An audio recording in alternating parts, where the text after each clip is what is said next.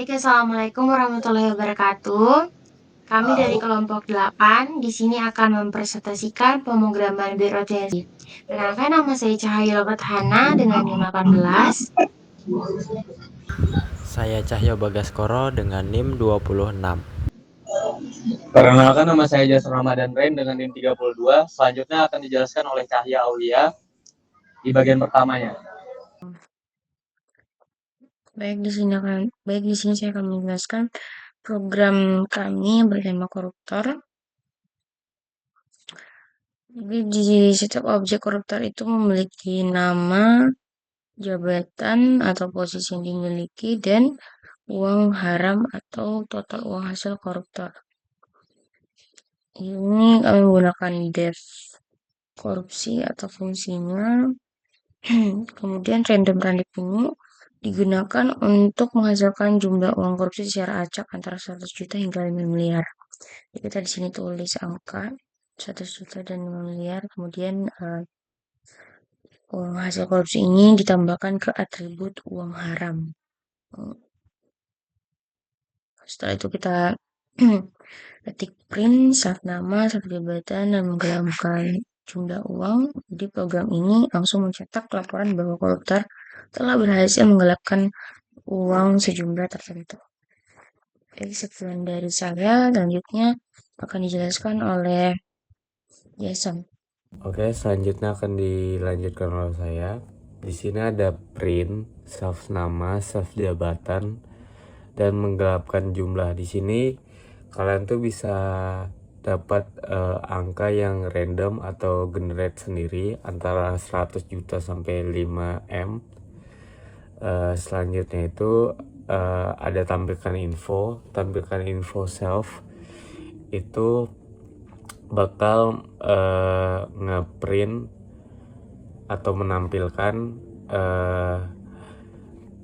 namanya, jabatannya, dan juga total korupsi. Jadi misalnya dia menggelapkan uang terus, nambah terus, nanti akan ditotal di tampilan info self. Nah, di sini ada koruptor 1 sama dengan koruptor Bapak K, Menteri Keuangan. Nah, di sini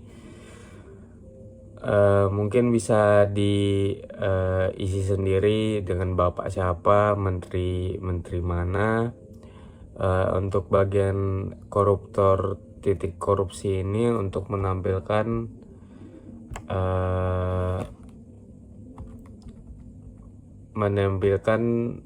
jumlah sehingga bisa ditotal dan dicetak uangnya yang dikorupsi.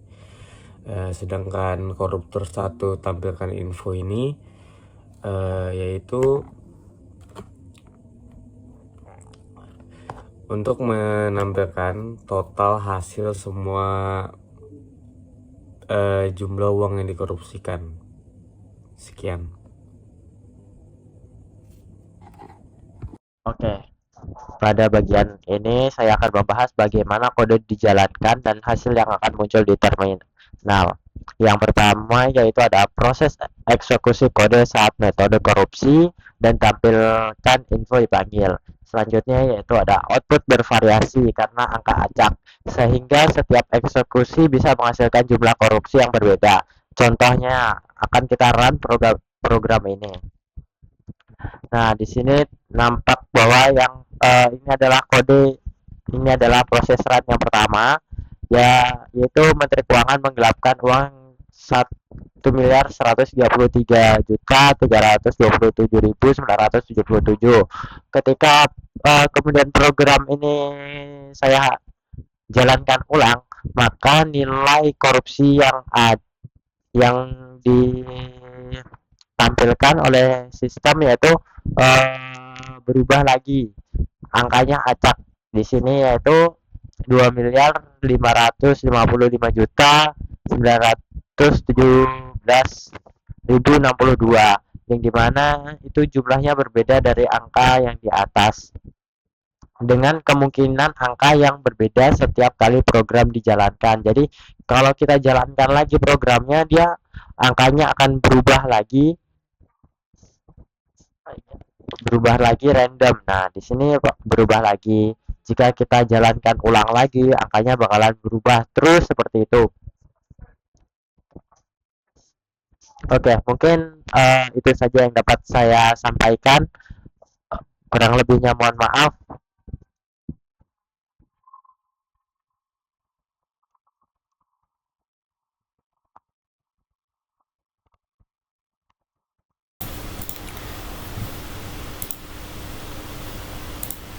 Baik, perkenalkan nama saya Riko Reksiatak. Kali ini saya akan menjelaskan konsep dari program yang telah kami buat ini.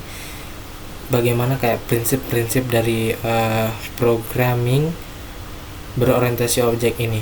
Yang pertama itu ada enkapsulasi. Enkapsulasi adalah prinsip dari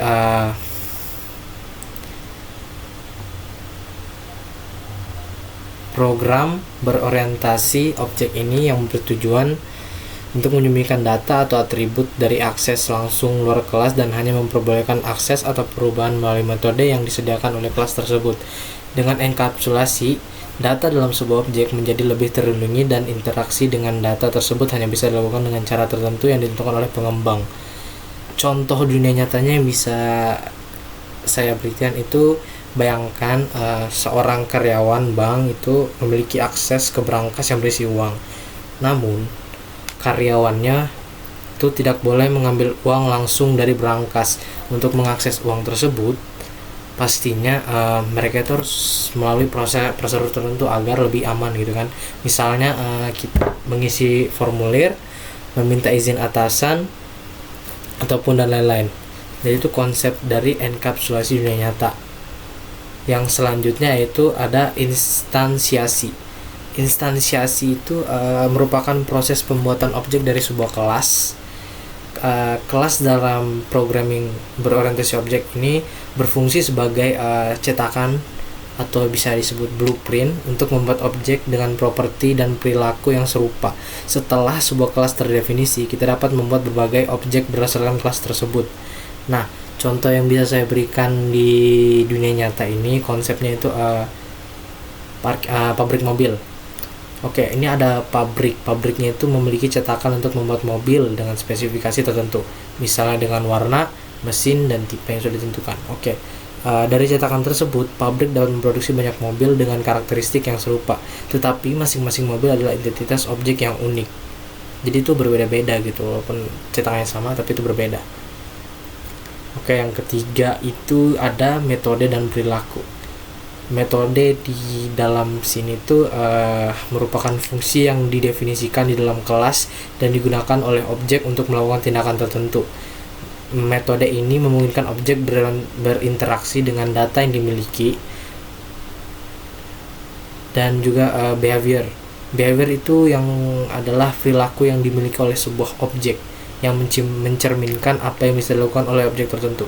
Contoh yang dapat saya berikan di dunia nyata ini ya, implementasinya itu kita ambil contohnya mobil.